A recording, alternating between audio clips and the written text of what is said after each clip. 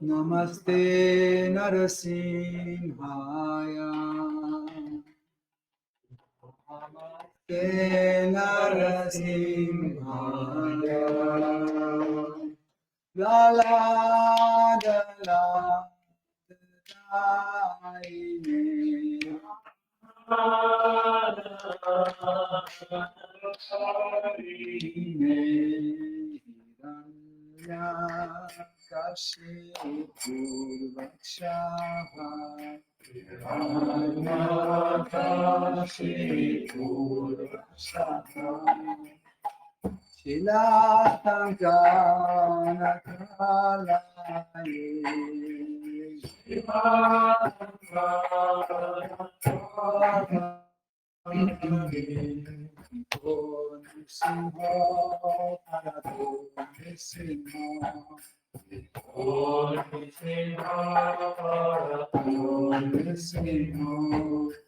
Yato yato yami tato nasimha.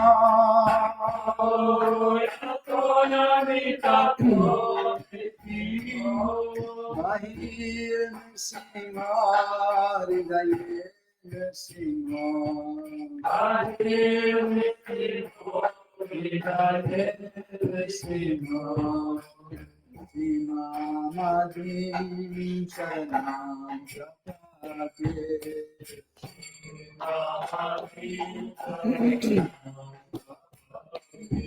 Narasimha Madim Sharanam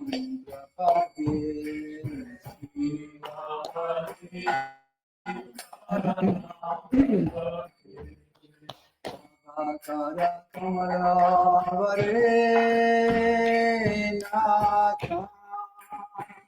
Abduta Shriya Dalita Hiranyakashipu Tanubringa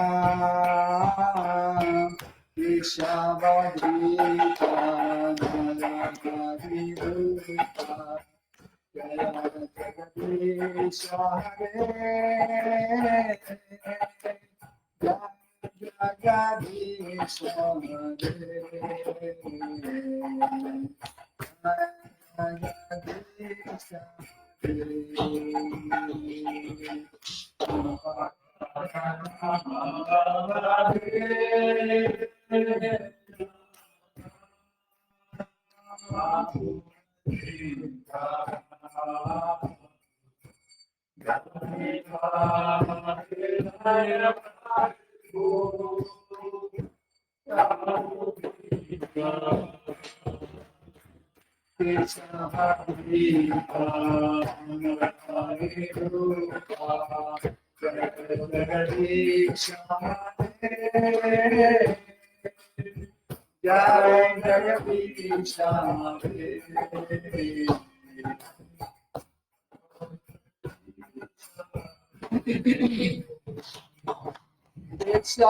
Shabadrita Naradiduta Jaya Jagadisha Hare Jaya Jagadisha Hare Jaya Jagadisha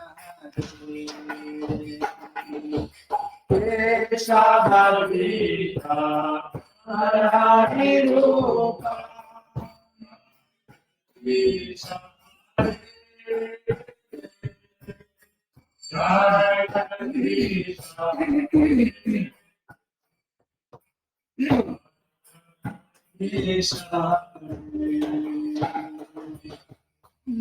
Jagadisha Jaya Jagadisha, Jaya Jagadisha, Hare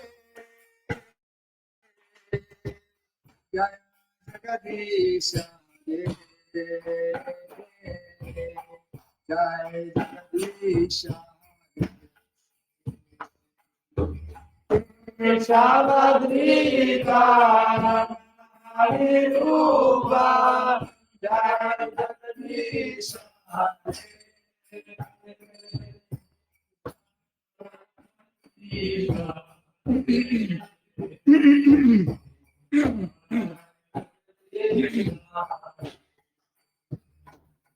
Jaya Lakshmi Narasimha, Lakshmi Narasimha, Lakshmi Narasimha,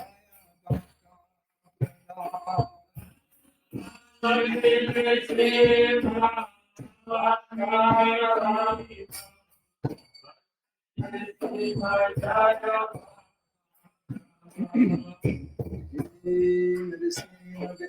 Bhagavan Ki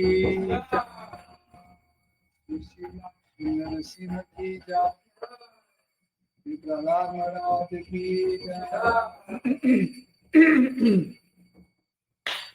Jaya Radha Madhava Kunja Bihari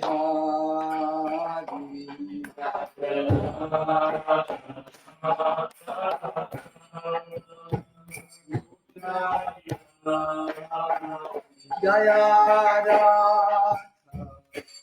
Madhava Kunja Bihari Jaya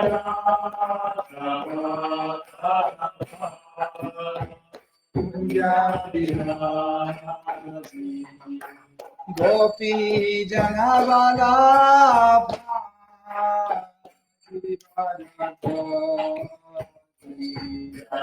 Gopi Janavala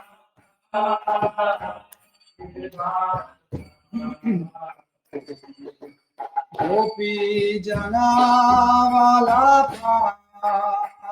Girivada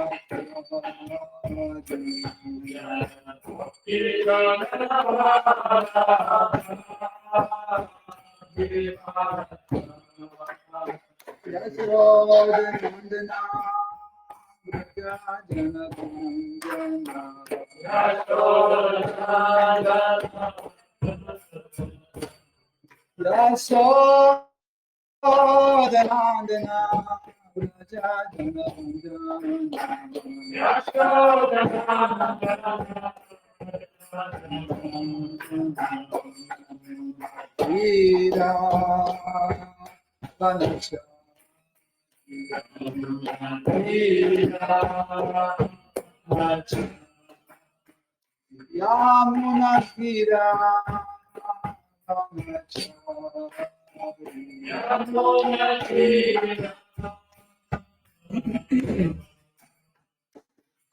Jaya Radha Dhava Kunja Bihari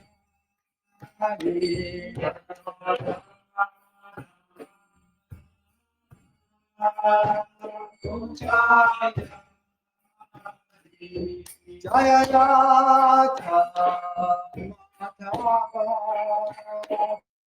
Kunja Bihari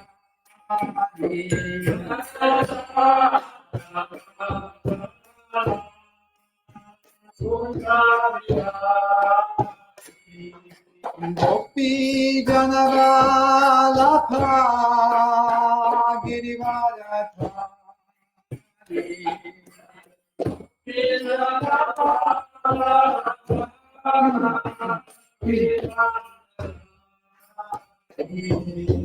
Gopi Janavalabha Girivardhari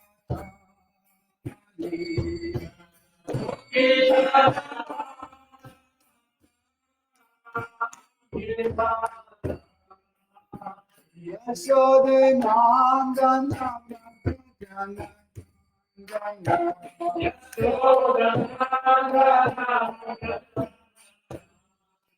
Yasodhanandana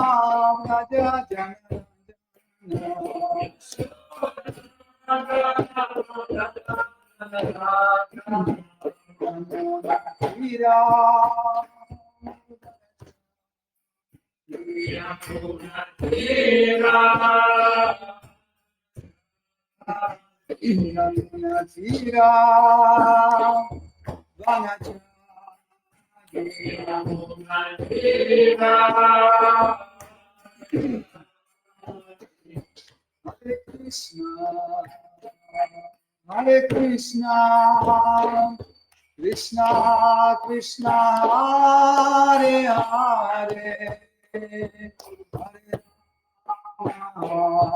Hare Rama, Rama Rama, Hare Hare.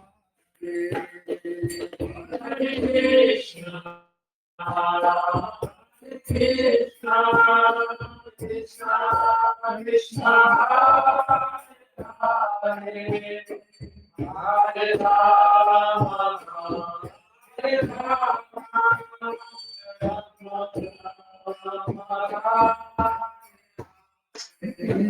Hare Krishna, Hare Krishna, Krishna Krishna, Hare Hare, Hare Rama, Hare Rama,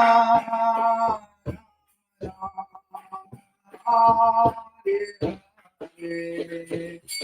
Hare Krishna, Hare Krishna, Krishna Krishna, Hare Hare, Hare Rama, Hare Rama, Rama Rama, Hare Hare. Hare Krishna, Hare Krishna, Krishna Krishna, Hare Hare, Hare Rama, Hare Rama, Rama Rama, Hare Hare. Hare Krishna, Hare Krishna,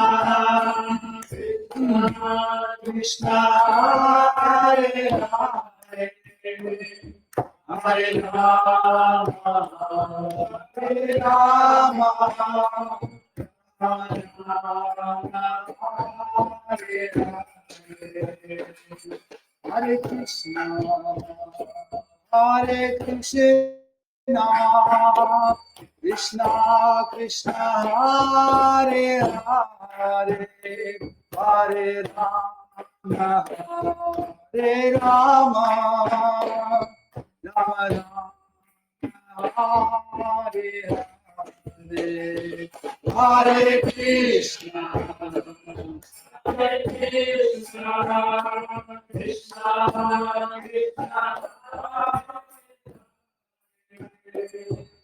Hare Rama,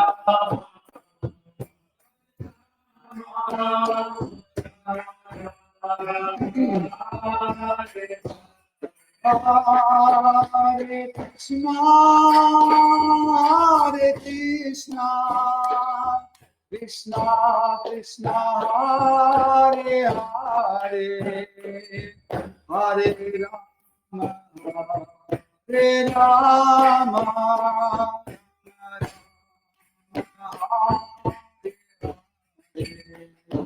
Hare Krishna, Hare Krishna, Krishna Krishna, Hare Hare, Hare Rama, Hare Rama, Rama Rama, Hare Hare. Hare Krishna, Hare Krishna, Krishna Krishna, Hare Hare, Hare Rama, Hare Rama, Rama Rama, Hare Hare. Hare Krishna, Hare Krishna, Krishna, Krishna Hare Hare, Hare Rama, Hare Rama, Hare Krishna, Hare Krishna, Krishna Krishna, Hare Hare, Hare Rama, Hare Rama, Rama Rama,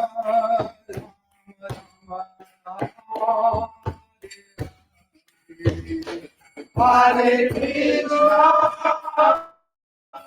Hare Krishna, Krishna Krishna, Hare Hare, Hare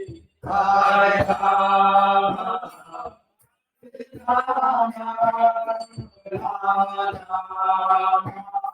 Hare Hare Krishna, Hare Krishna, Krishna Krishna, Hare Hare, Hare Rama, Hare Rama, Rama Rama, Hare Hare, Hare Krishna, Hare Krishna, Krishna Krishna, Hare Hare, Hare Rama, Hare Rama,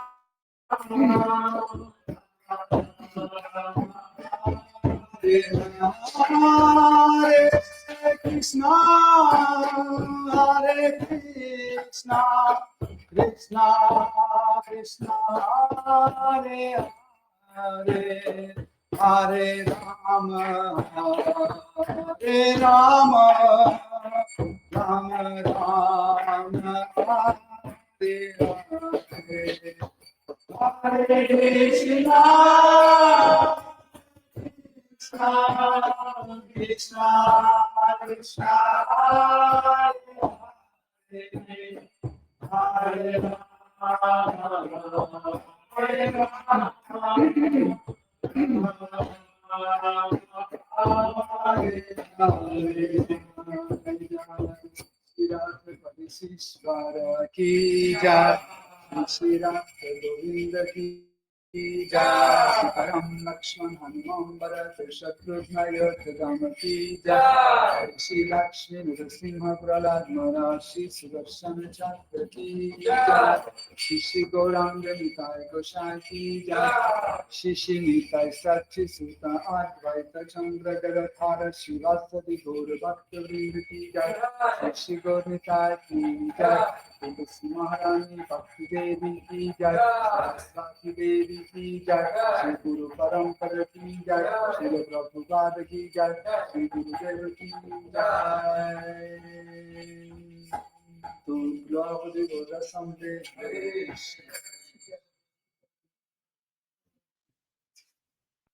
Jai Shri Jagannath, Shri Baladev, Shri Mati Subhadra Devi ki jai, Shri Jagannath Swami Patita Pavana ki jai.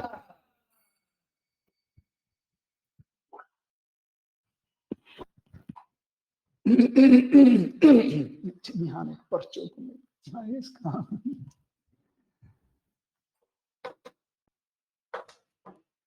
Om Ajnana Tirandasya Jananjana Shalakaya Chakshurun Militam Yena Tasmai Shri Gurave Namaha Shri Chaitanya Manobishtam Stapitam Yena Bhutale Svayam Rupa Kadamayam Dadati Svapadantikam Vandeham Shri Guru Shri Yuta Padakamalam Shri Gurum Vaishnavamscha Shri Rupam Sagrajatam Sagana Raghunatham Vitam Tam Sajivam Sadvaitam Savadutam Parijana Saitam Krishna Chaitanya Devam Shri Radha Krishna Pada Sagana Lalita Shri Vishakam Vitamscha Hey Krishna Karuna Sindhu Dinabandhu Jagatpate Gopesha Gopika Kanta Radha Kanta Namostute Tapta Kanchana Gaurangi Radhe Vrindavaneshwari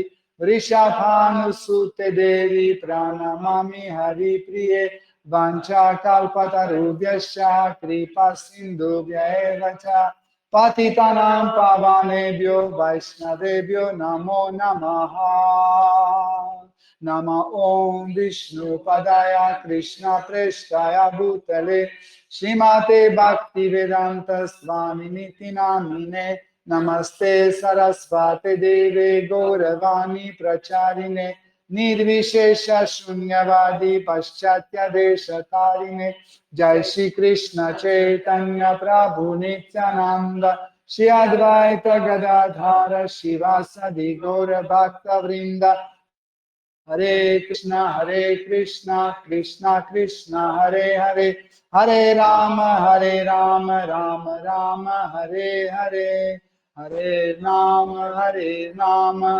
Rama, Eva Kevalam, Karunasteva, Nasteva Gatiranyataha.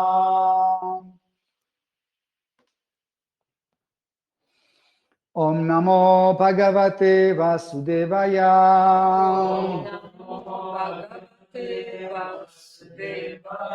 Om Namo Bhagavate Vasudevaya.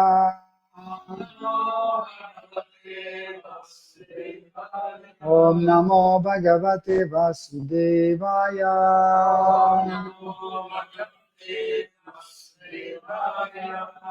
Hare Krishna, chers dévots, nous continuons notre étude de Srimad Bhagavatam, cinquième chapitre à partir du verset 29.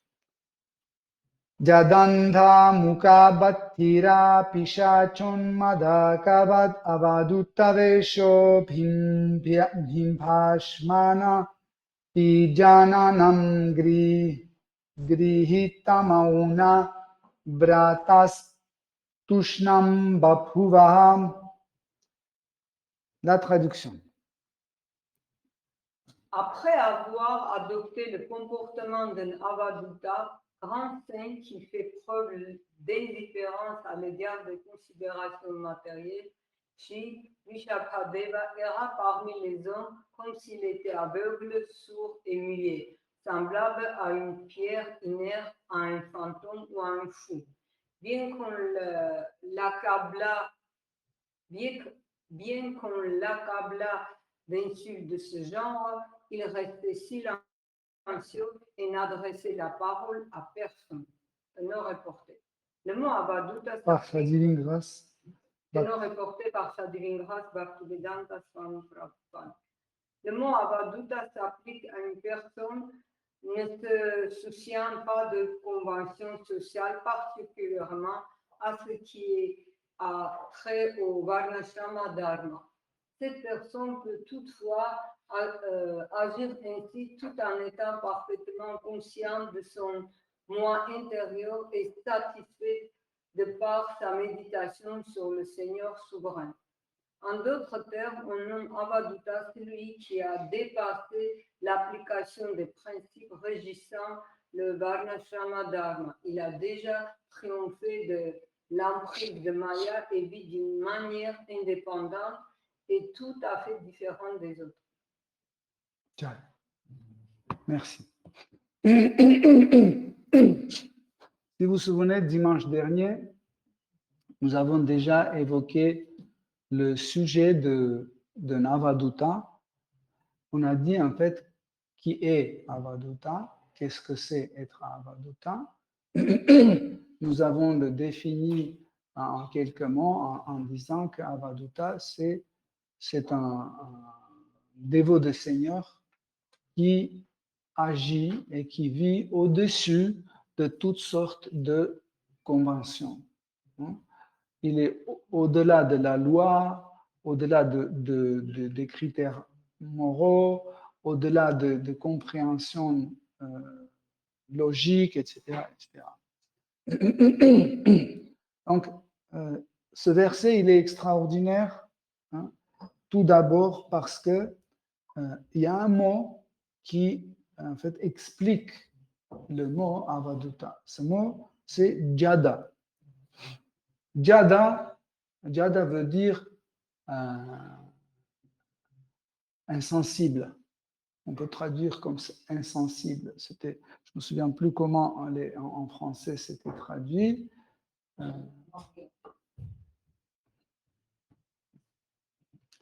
En fait, celui qui... Jada, oisif. Qu'est-ce que ça veut dire, oisif? Oisif, qu'est-ce que ça veut dire? Qui n'entend rien? Non, c'est. Une seconde, on va regarder pour qu'on soit sûr. Je ne sais pas expliquer, mais c'est pas concret, c'est. Ouais, c'est vague en fait. C'est comme quelque chose. Comment?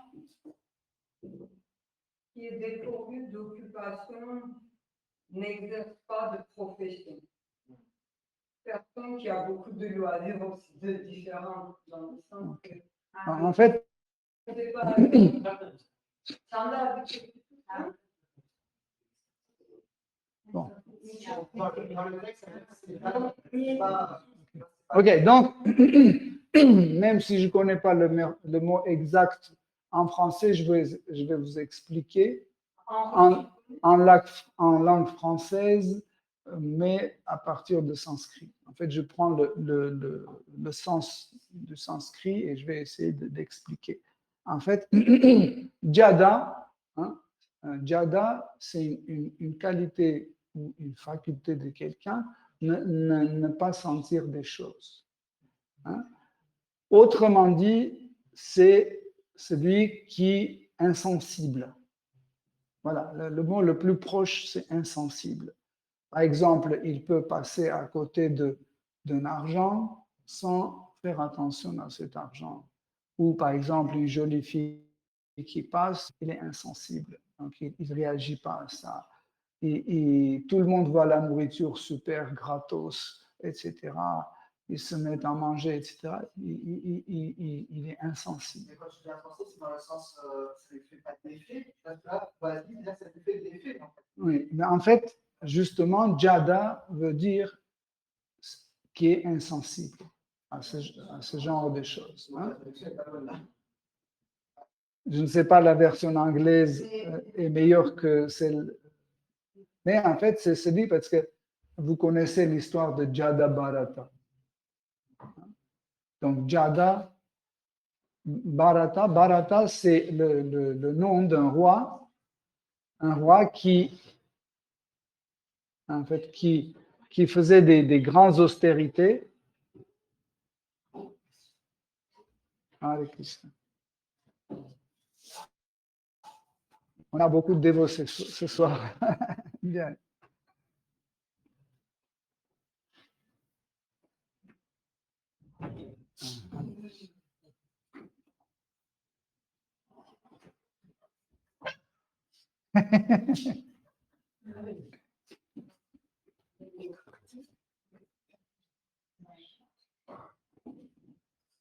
Alors, on va attendre 2 secondes que les dévots s'installent.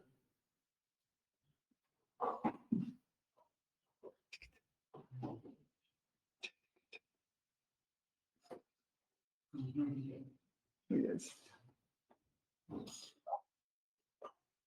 Tiens. Donc, en fait, je reviens à notre sujet. Donc, j'ai donné l'exemple de Jada Bharat. Okay, vous connaissez son histoire, la plupart qui connaissent. En fait, Bharata était un roi qui, quand il avait 50 ans à peu près, il a laissé le royaume et il est parti dans la forêt faire des austérités pour se concentrer sur la vérité absolue et atteindre le but ultime de l'homme. Mais en fait, sa pratique était perturbée par la naissance d'un petit pan, un petit bébé cerf, et il était très attaché à lui, à tel point il était attaché qu'au dernier moment, quand il devait quitter le corps, vous savez, dans la Bhagavad Gita, Krishna explique, il dit que au moment de quitter notre corps, le principal, c'est sur quoi notre mental est concentré. Il dit que si votre mental est concentré sur les planètes édéniques, vous allez vivre sur les planètes édéniques. Si c'est concentré sur les Gandharva, vous allez vivre avec les Gandharva. Mais ceux qui pensent à ses ancêtres au moment de mourir, ils vont vivre avec, dans leur vie suivante, vont vivre avec ses ancêtres. Mais Krishna clairement dit, mais celui qui pense à moi, il va vivre avec moi. Donc ça, c'est important à retenir. Et Jada Bharata, en sachant que, en fait, il doit penser à Krishna au moment de sa mort, à ce moment-là, quand il était assis dans la méditation pour quitter son corps et se concentrer sur Seigneur suprême, à ce moment-là, il a vu que son petit cerf, il a disparu. Donc, il savait qu'il faut continuer à méditer sur Seigneur, mais il n'avait plus de possibilités parce que son mental était tellement attaché à ce petit animal qu'il a dit ah, mais il est où? Il n'est pas là. Peut-être c'est des lions qui l'ont dévoré ou peut-être il est tombé dans le gouffre quelque part. Il est mort, etc., etc. Il était tellement attaché qu'il ne pouvait penser que à ce petit animal. Et au moment de mourir, parce qu'il était concentré sur ce petit animal, donc dans sa vie suivante, il est devenu un cerf. Il est né comme un cerf. Mais Jati Smara, c'est celui qui se souvient de sa vie précédente. Donc, il était né comme Jati Smara, il se souvenait de sa vie précédente et il a continué la même activité. Il continuait à méditer, il continuait à faire des austérités, il mangeait par exemple que des herbes sèches, il allait dans l'endroit où il y avait la réunion des grands sages qui étudiaient Srimad Bhagavatam et il s'assoyait, il écoutait. Et dès que la conférence finissait, il partait. Donc, vous voyez, pourquoi je donne cet exemple, c'est que après, quand la vie dans le corps d'un cerf devait être achevée, donc au moment de mourir, il a essayé de se concentrer sur Seigneur suprême et il est né dans un autre corps humain hein, et en fait, quand il était né, il était toujours Jati Smara. Donc, il se souvenait de sa vie précédente, qu'il était un roi, après il était un cerf, etc. Et il a compris que pour ne plus être embêté par les gens, pour pouvoir se concentrer et méditer sur la vérité absolue, il faut que les gens nous laissent tranquilles. En fait, ça, c'est une des raisons pourquoi les gens hein, qui se manifestent comme Avaduta, ils le font pour que les gens ne les embêtent pas. Hein. Par exemple, il y a des gens saints, très connus, etc., et ils n'ont plus la vie spirituelle. C'est horrible. Pourquoi? Parce que du matin au soir, il y a des gens qui arrivent, donnez votre bénédiction à Saint-Père, donnez vos bénédictions, j'arrive pas à ça, après il doit faire un show à la télé, après il doit aller voir, après il y a une réunion là, etc., etc. Et sa vie dans la méditation, dans le renoncement, s'arrête. En sachant ça, pour qu'on ne nous laisse pas, et on nous laisse tranquille, les avadutas commencent à porter les choses trouées, sales, même ne porter rien du tout. En fait, c'est rare qu'un homme nu sera invité à la télé pour qu'il fasse un discours ou quoi que ce soit. Vous voyez, donc, et en fait, en sachant ça, quand Bharata était né, encore une fois, donc il a compris qu'il doit faire de telle sorte qu'on le laisse tranquille. Et il a commencé à faire semblant qu'il n'entend rien. il voit mal, il ne comprend pas. Quand on lui donnait de restes de repas, il le mangeait sans rien dire. Il pensait que c'est pas un homme complet, c'est une bête parce qu'il n'arrive pas à distinguer la vraie nourriture de ce qu'on jette. Parce que tout ce qui est collé au fond de casserole, on le grattait ça, vous savez, à moitié brûlé, on lui donnait et il mangeait tranquillement. Donc, et c'est pour ça qu'en fait, on l'a appelé Jada, insensible. Ça veut dire qu'il était insensible à l'argent, il était insensible à une position sociale, à nourriture, etc., etc. Et son père voulait, quand il était jeune, son père voulait le marier, mais il faisait exprès de telle sorte qu'aucune femme ne voulait se marier avec lui. Donc, vous comprenez en fait quel est le but en fait d'un Avaduta. Et le mot Jada, en fait, explique bien, en fait, c'est comme un commentaire pour le mot Avaduta. Donc,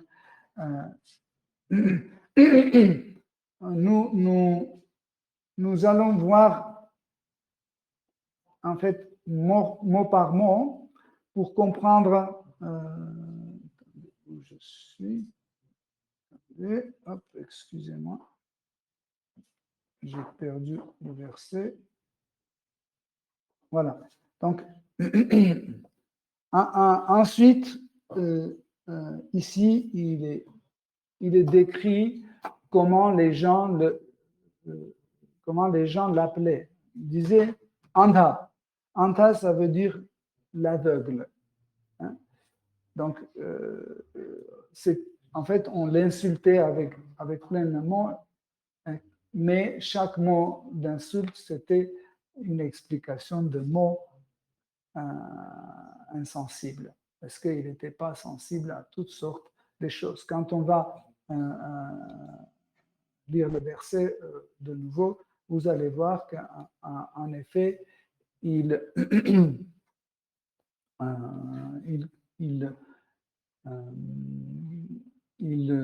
son comportement était comme un comportement d'un fou. En fait, un avaduta, hein, les attitudes d'un avaduta, c'est une attitude qui ne rentre pas dans le cadre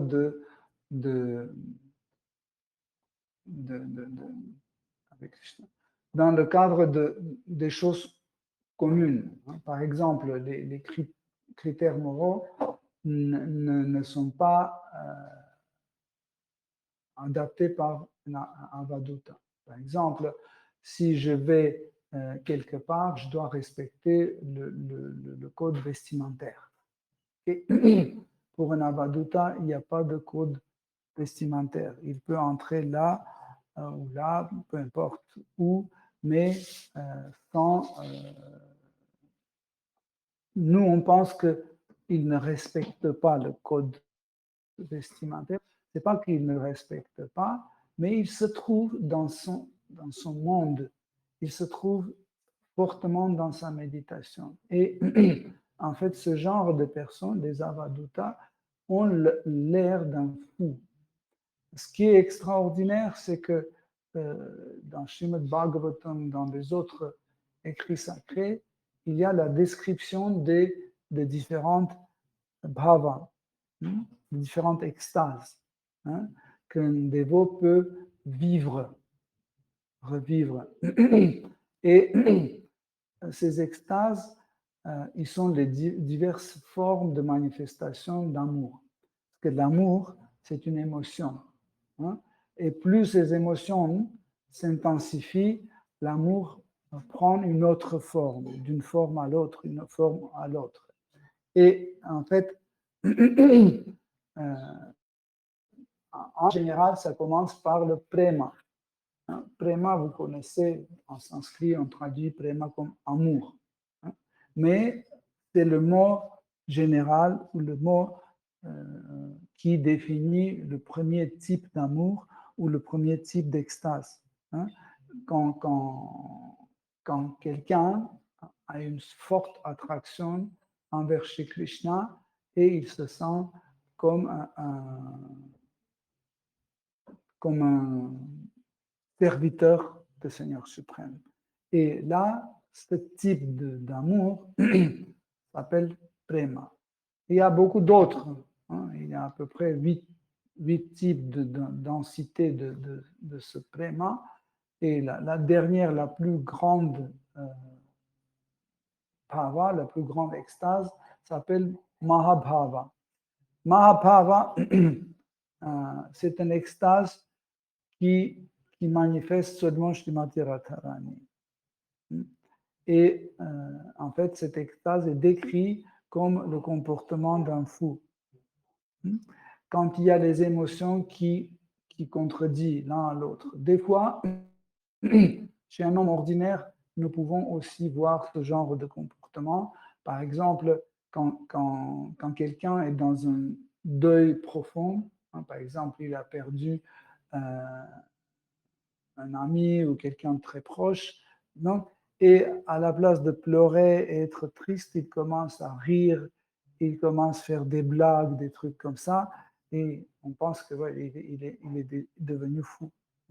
Donc, en général, dans le sens général, ces gens vraiment deviennent fous parce que en fait, c'est quelque chose qui modifie la structure d'intellect. Et il ne revient plus à l'état normal. Tandis que le dévot, le pur dévot, comme Srimati Radharani, qui revit cette extase appelée Mahabhava, elle montre en fait des émotions contradictoires, complètement contradictoires. Par exemple, le sentiment de la haine et le sentiment d'amour en même temps. Donc, on dit que ce n'est pas possible. Ou on aime, ou on déteste, n'est-ce pas? Vous ne pouvez pas aimer et détester en même temps. Mais sur la plateforme spirituelle, en fait, cela est tout à fait possible. Parce que ce sont ces choses-là, sur la plateforme spirituelle, ce n'est pas des choses antagonistes. Ce sont des choses qui renforcent l'un l'autre. La présence de l'un renforce de l'autre. Et quand celui-là est renforcé, il renforce celui-là. Donc, comme ça évolue, ça se multiplie, ça devient de plus en plus fort. Mais, comme on a dit, ce dernier, le plus grande extase appelée Mahabhava, est manifesté seulement par Srimati Radharani. Ses amis proches peuvent revivre cette extase, mais elle ne le manifeste pas. Même un homme ordinaire peut comprendre ou expliquer Mahabhava, mais ça ne veut pas dire quand il comprend ou il explique le Mahabhava, il est capable de manifester. Okay? C'est réservé à Srimati Radharani. Pourquoi à elle et pas à quelqu'un d'autre? Parce que seulement en présence de Srimati Radharani, Krishna montre toutes ses qualités dans une quantité sans limite. Vous voyez, donc c'est difficile à comprendre, mais petit à petit, quand on comprend la nature de Krishna, la nature de dévot, quand on comprend les relations d'amour avec le Seigneur suprême, petit à petit, on commence à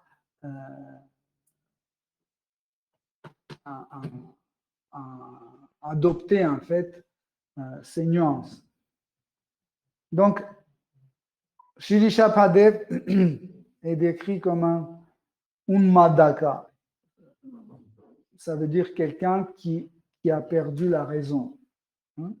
Parce que on ne pouvait pas lui parler d'une façon normale. Quand on lui disait quelque chose, il répondait ce qu'il y avait dans la tête, qui ne correspondait pas du tout au sujet sur lequel on discutait avec lui. Donc, il y a un autre mot, Avaduta Vesha. Vesha, le mot Vesha veut dire l'apparence, mais aussi veut dire habillé. Vesha veut dire aussi habillé. Parce que habillé, c'est aussi une apparence. Donc ici, Avaduta Vesha, ça veut dire il était habillé comme un fou. Ça veut dire pas seulement les vêtements, mais aussi son apparence était l'apparence d'un fou. Il pouvait faire des choses que l'homme ordinaire ne fait pas. Par exemple, je vais donner un exemple de Sri Nityananda Prabhu. Quand il est arrivé à Jagannath Puri, il est rentré dans le temple et dès qu'il a vu Jagannath sur le trône, sur l'autel, avec une guirlande, il a sauté, il a monté sur l'autel, il a enlevé la guirlande de Jagannath et il l'a mis autour de son cou. L'homme ordinaire n'osera pas faire ça. Donc, on peut dire il faut être fou pour faire ça.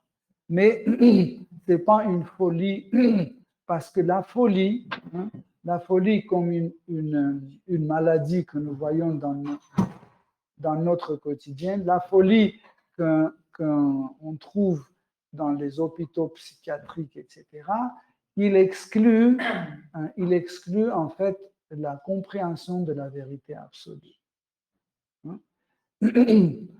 Parce que Avaduta, en fait, Avaduta, on n'appelle pas n'importe quel fou ou n'importe quelle personne qui a un comportement d'un fou, on n'appelle pas Avaduta.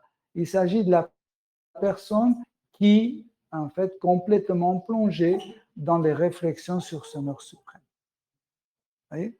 C'est pour ça qu'on l'appelle Avaduta. Parce que si vous allez en asile de fous, vous pouvez trouver millions de personnes qui sont fous, mais ils ne sont pas Avaduta parce qu'ils ne pensent pas non-stop à Shri Krishna. Okay? Donc, et Shri Shapadev, pardon,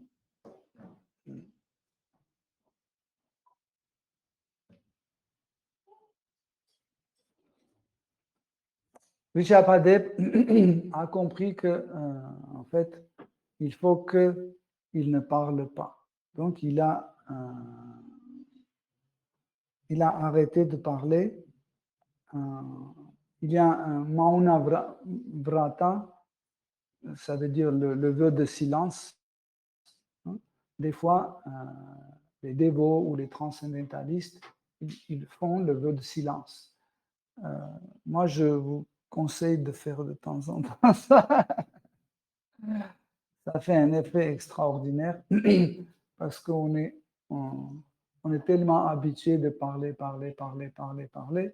Des fois, c'est vraiment extraordinaire d'arrêter de parler, par exemple, une journée ne plus parler et essayer de se concentrer à Krishna. Parce que, en effet, tout ce que nous parlons, nous entendons. Et des fois, nous parlons des choses inutiles, non sensées, etc. Et cela nous dérange, en fait, pour se concentrer sur le son transcendantal, sur le Saint-Nom, surtout.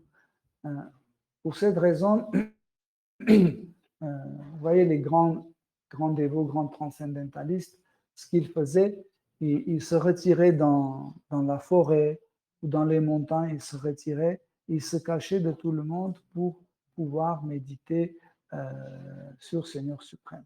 Sachez que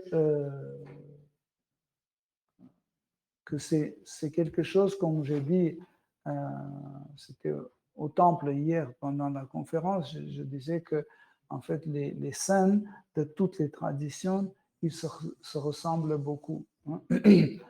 Ils ont pratiquement tous la même attitude. Par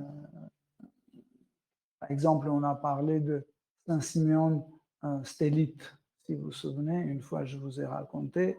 Donc c'était une tradition là où il y a la Grèce, le Rome, etc. Donc où il y avait des ruines, des vieilles temples païens. Et en fait, il faisait les vœux, stélite, il montait sur la colonne qui était cassée, qui fait à peu près même pas 1 m², il montait dessus et il restait jusqu'à la fin de sa vie, ou par exemple, il disait, je fais un vœu de rester sur la colonne 20 ans. Et pile poil, 20 ans, il habitait dessus. Donc, il se nourrissait ce qu'on lui jetait. S'il pouvait attraper, il mangeait. S'il ne jetait rien, s'il y avait personne qui passait, donc il restait sans manger. Il restait sans abri parce qu'il y avait le soleil qui brûlait, la pluie qui tombait sur eux, etc., etc. Bien sûr que eux aussi étaient appelés souvent les fous, parce que les gens ordinaires ou les gens normaux passaient à côté, ils les jugeaient, ils disaient, mais pourquoi? Là, à côté, il y a un monastère. Pourquoi tu ne vas pas vivre dans le monastère comme tout le monde? Tranquille, tu vas dormir sur ton lit. C'est quoi ça? Pourquoi tu es monté là? Tu veux montrer que tu es meilleur que les autres? Donc, on les prenait pour pas normaux, pour les fous. Pour cette raison, les avadhutas ne cherchent pas l'association avec les personnes. Hein? Donc, on peut dire que dans ce cas-là, les avadhutas ne sont pas les meilleurs prédicateurs parce qu'ils ne cherchent pas à rencontrer les gens. Mais ce n'est pas tout à fait comme ça. La façon de prêcher des avadhutas, c'était leurs propres exemples. Quand ils se montraient insensibles aux choses mondaines, c'était un exemple. C'était un exemple. Et là, je ne veux pas commencer aujourd'hui, mais dimanche, on va lire le verset suivant où il y a la description de l'apparence de Shri Rishabhadev, ses cheveux, ses yeux, son corps, etc. Et quel effet ça faisait sur les gens. Okay? Mais pour nous, c'est très important de comprendre en fait Avadhuta et des fois on nous dit ah ben vous savez moi aussi je peux jouer Avadhuta et comme ça je vais gagner une bonne position dans la société. C'est faux. Je me souviens quand on est venu en France, on n'a jamais vu les faux Avadhuta ou les sahajya. Je lisais des fois dans les livres sacrés qu'est-ce que c'est un sahajya, qu'est-ce que c'est un faux avadhuta. Un sahajya, c'est ceux qui manifestent des émotions qui n'ont pas en réalité. C'est des fausses émotions.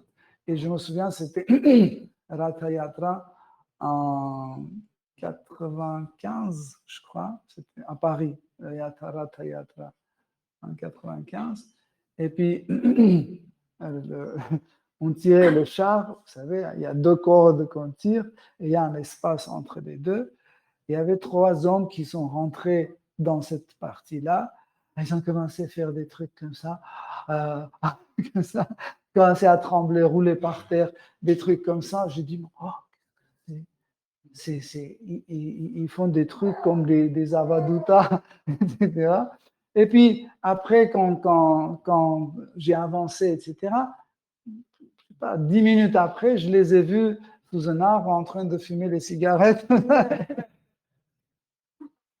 J'ai tout de suite compris qu'est-ce que c'est. Donc, en réalité, comme on a dit, Avadhuta, en fait, a ce comportement juste grâce aux émotions qu'il a envers Krishna.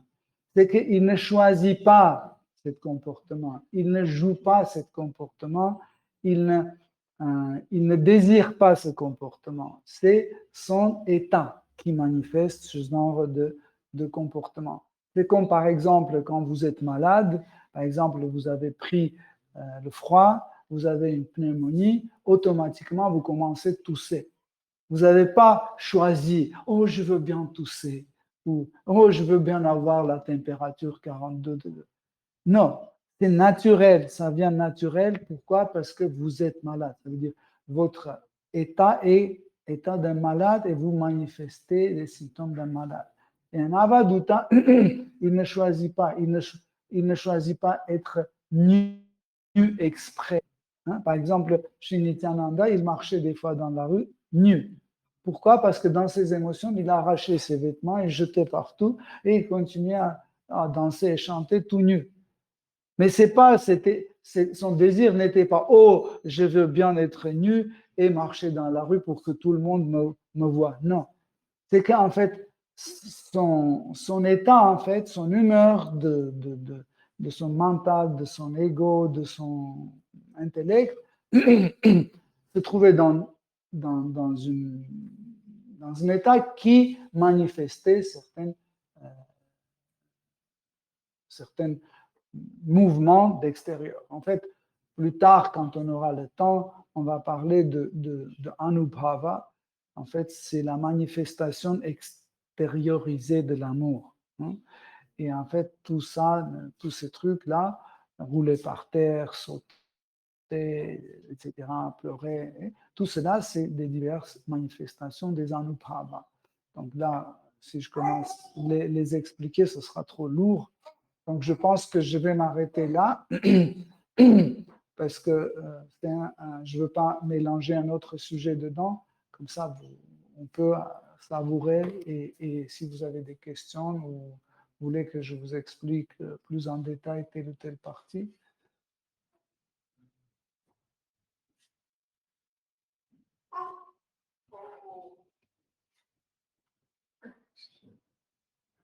Ils ont tout compris.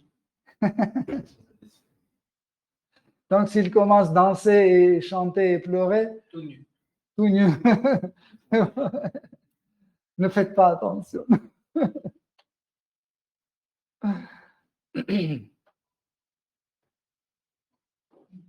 OK.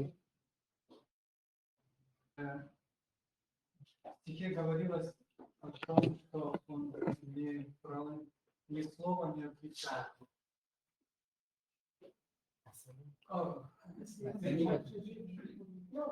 Je vais traduire. Что? Он что? В стихе говорил? Говорилось, что он ни слова не отвечал. Dans le verset, on dit qu'il ne répondait pas à ce qu'on lui rapprochait ou sur les insultes.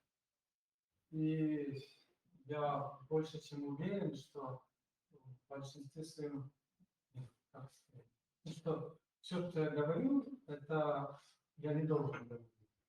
Ты про тебя говоришь? Да. Да, ну вы сами знаете, что много чего я говорю, что не надо говорить.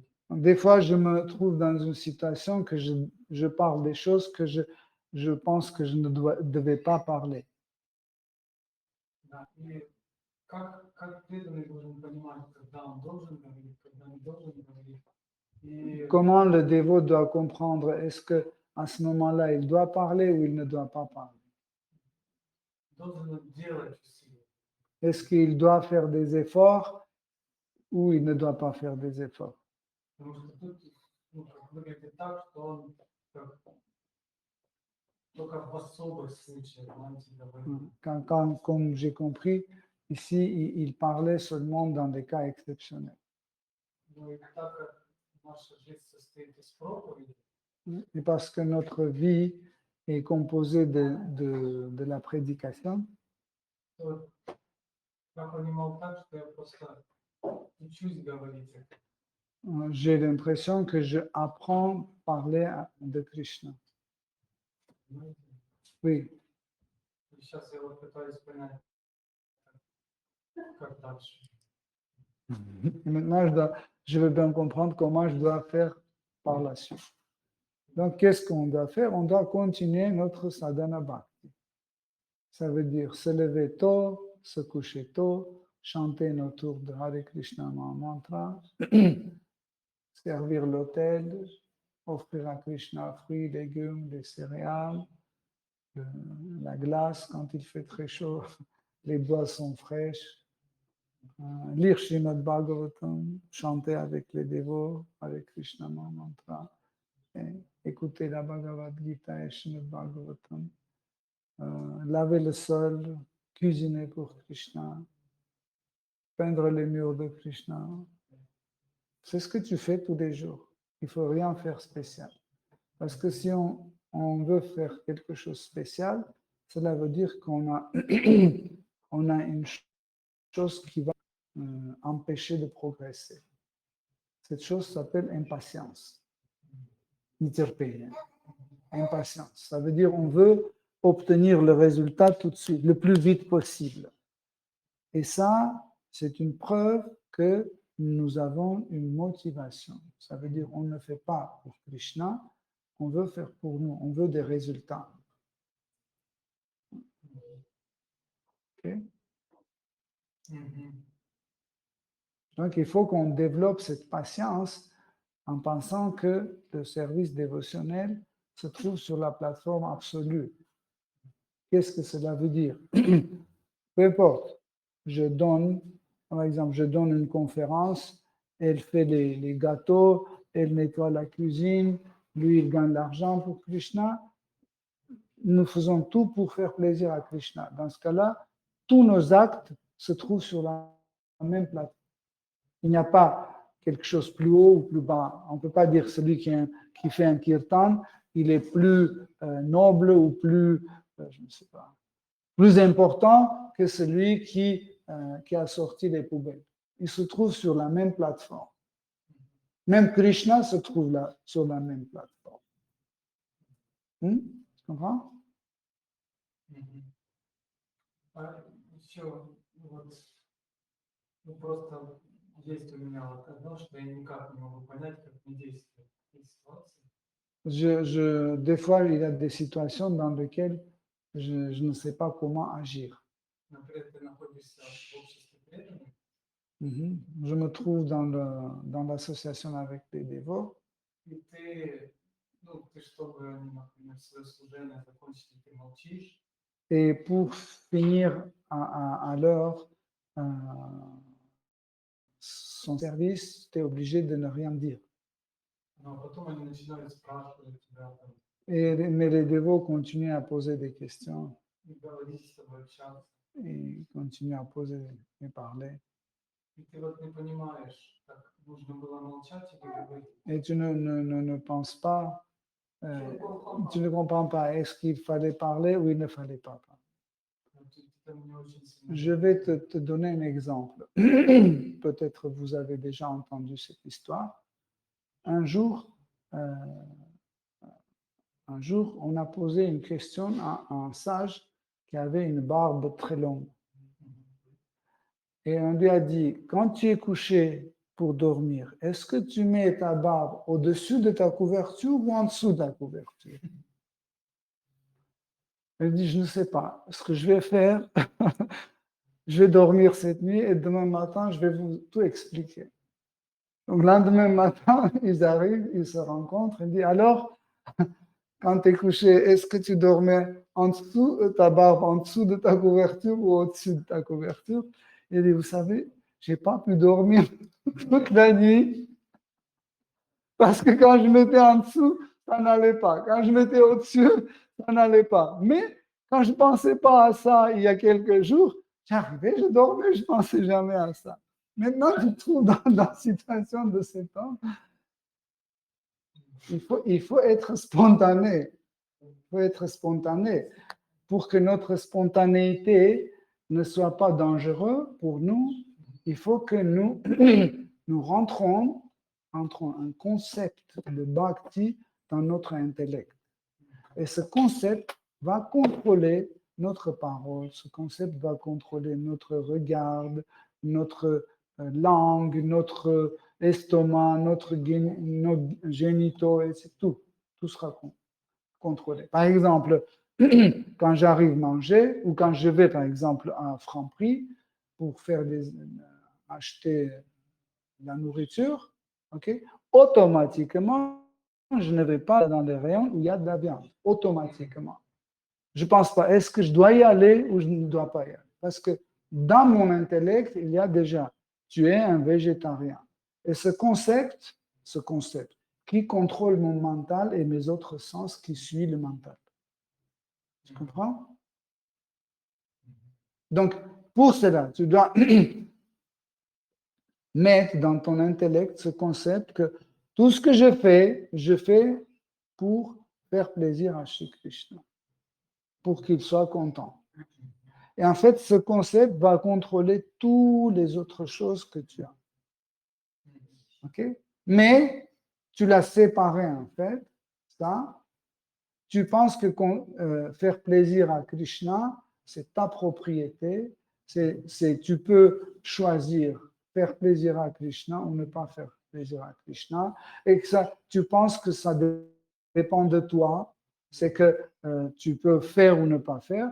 Donc, tu ignores l'aspect de la miséricorde de Krishna. Parce que le bhakti ne peut pas être atteint sans miséricorde de Krishna. OK? Et en fait, bhakti, c'est la force qui contrôle nos sens. Il y a bhakti, bhukti et mukti. Donc, bhakti contrôle les sens. Bhukti et mukti ne contrôlent pas les sens. Hare Krishna. Si vous avez d'autres questions.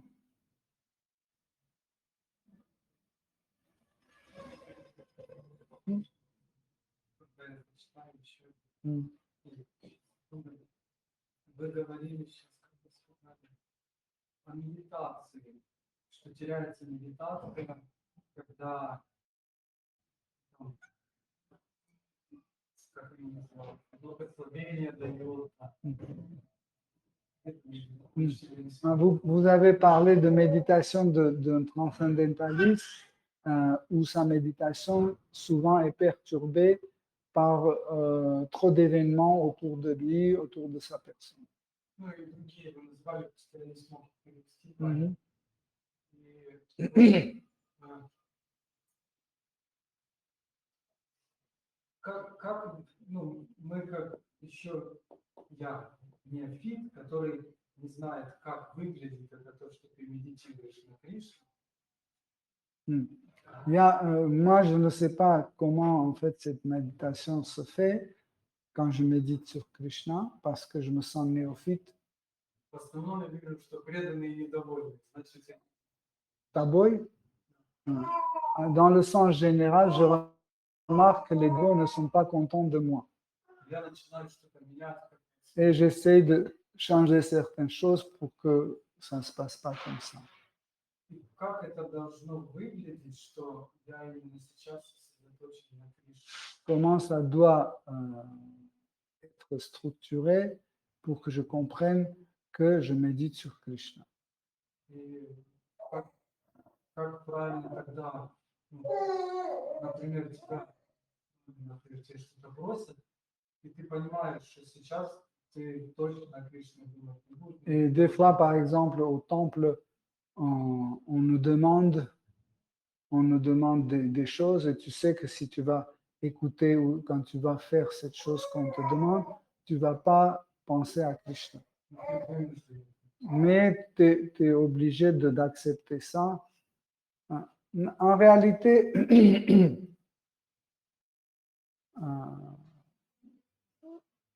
cette pensée a un défaut grave que le néophyte, comme tu as dit, le néophyte subit.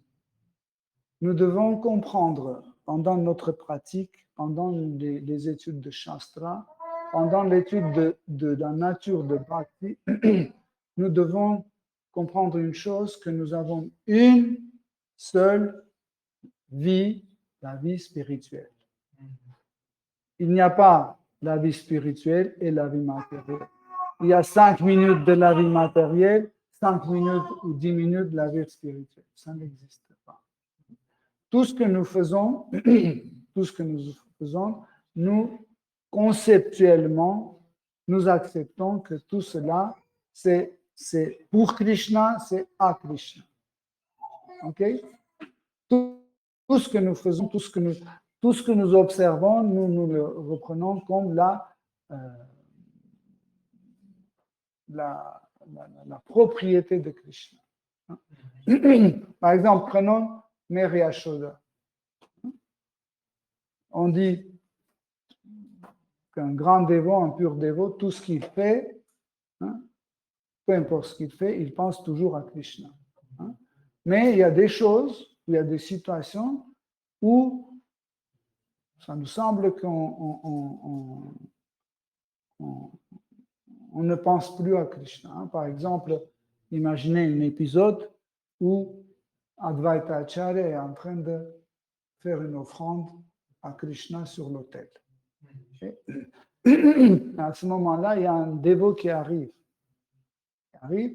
Et Advaita Acharya, il pose les paraphernalia, il laisse en fait son offrande à moitié finie, il interrompt, il va, il accueille le dévot, il lui propose s'asseoir, etc.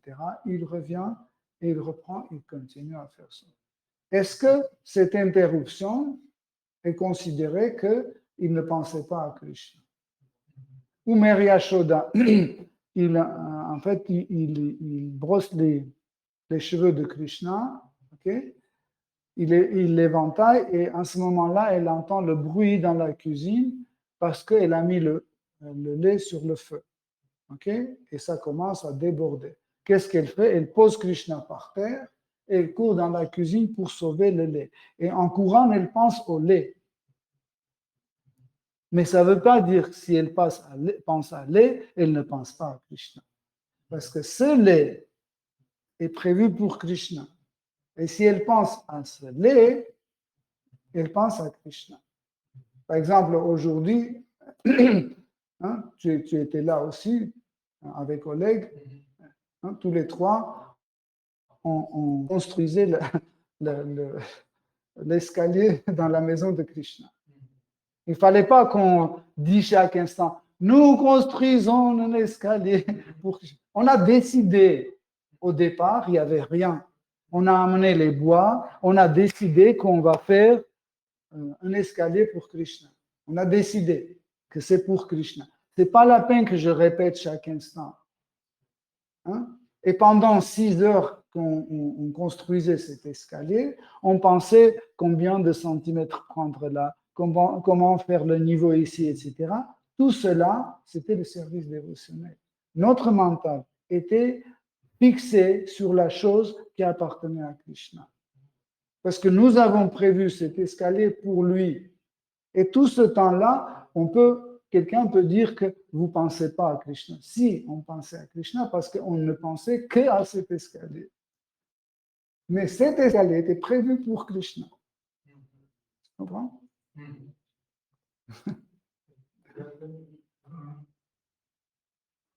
Я хотел спросить, в истории с Бхаратой Махараджем, нет, скорее с Бхаратой Махараджем, какой сценарий был бы, если бы был бы олененок, он бы за ним следил, и он умер с мыслями об олененке, и это все было бы преданным служением. Est-ce que nous pouvons imaginer une autre version dans la vie de Bharata Maharaj? C'est que avant de quitter son corps, en fait, il pensait que en fait, ce petit animal est la propriété de Krishna. Il l'a sauvé pour Krishna, il l'a nourri pour Krishna. Et s'il pensait à lui, est-ce qu'on peut considérer qu'il va se trouver dans le spirituel? Oui, mais ce n'était pas le cas. Да, но это не тот случай. Par exemple, quand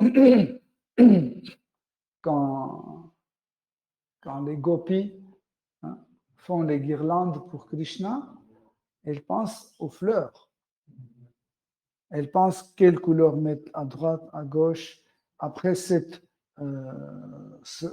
fleur rouge, est-ce que c'est une fleur blanche ou jaune qui va aller? Non, ça ne va pas, etc. Parce que le mental s'est occupé des fleurs. Mais ça ne veut pas dire qu'elles ne s'occupent pas de Krishna, parce qu'elles font la guirlande pour Krishna. Okay? Donc, en fait, elles pensent à Krishna, mais elles pensent aux fleurs. Mais il n'y a pas de différence entre ces fleurs et Krishna parce que ces fleurs, en fait, sont prévues pour Krishna. Ils font partie de Krishna.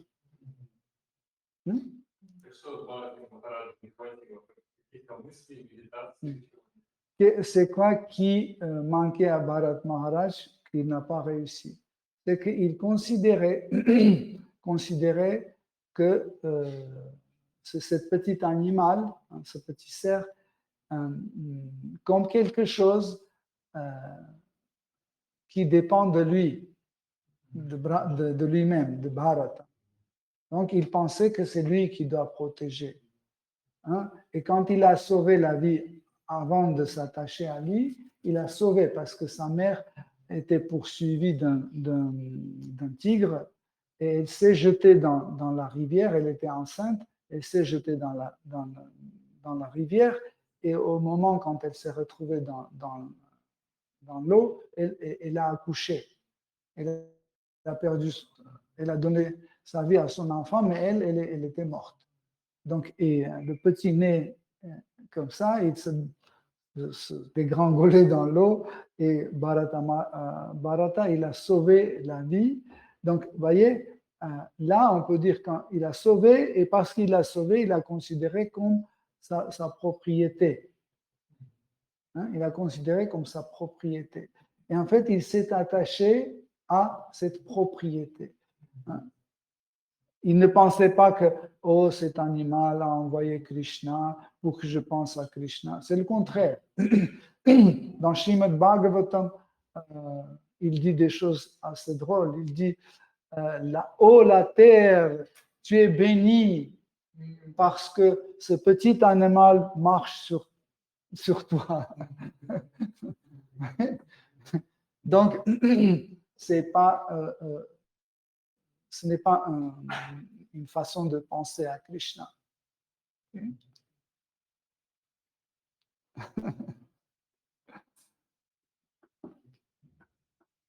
Ok, Hare Krishna, cher Devo, merci pour votre attention. Shri Srimad Bhagavatam ki jai, Srila Prabhupada ki jai, Shri Gurudeva ki jai.